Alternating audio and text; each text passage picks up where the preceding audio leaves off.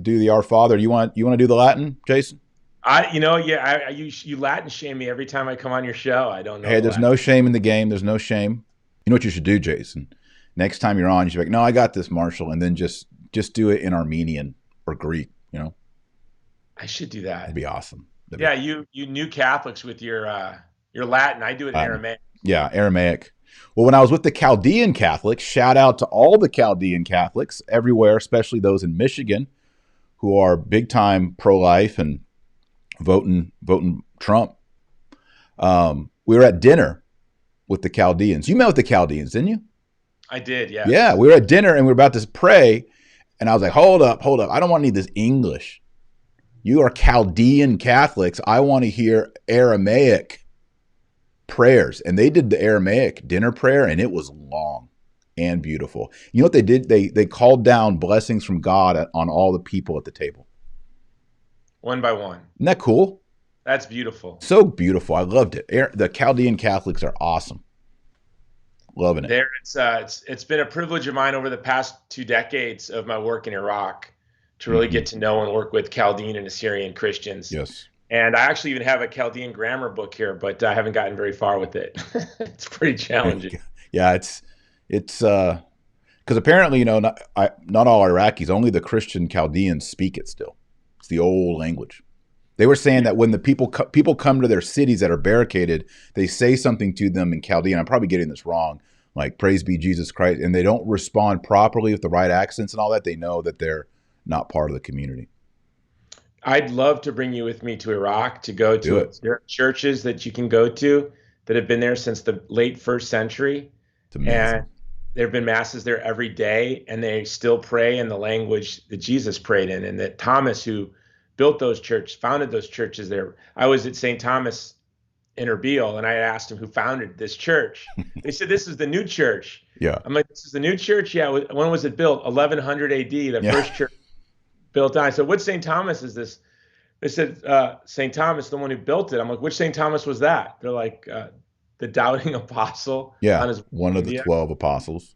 And it's just unbelievable. And you can go to where the Jews were in their Babylonian exile and see the graves. You can see where they were hiding. And near there's St. Matthew's monastery that was built by a Christian missionary from Iran that came in 304, I think, AD.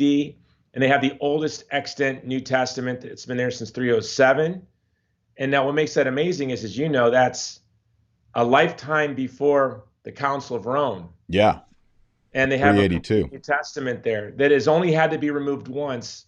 And that was when the Biden Obama presidency allowed the JV team of ISIS to run amok and was at the base of the monastery. They had to get it away from there. It's back. But yeah, Yeah. I'd Obama. love to, Dr. Marshall. Let's do it. I love Iraq, and I pray for peace there. And I'd love to even do pilgrimages with your audience and you to go Let's there do a one. documentary there. I did a documentary, a private documentary in 2015, late 2015, 2016 for very influential people. And it was a great privilege to document the foreign policy failures of the past administration for influencers in this administration. Yeah. And you're right, we should go back and do a documentary of how things have changed. Things have changed dramatically because of who's president. Yeah.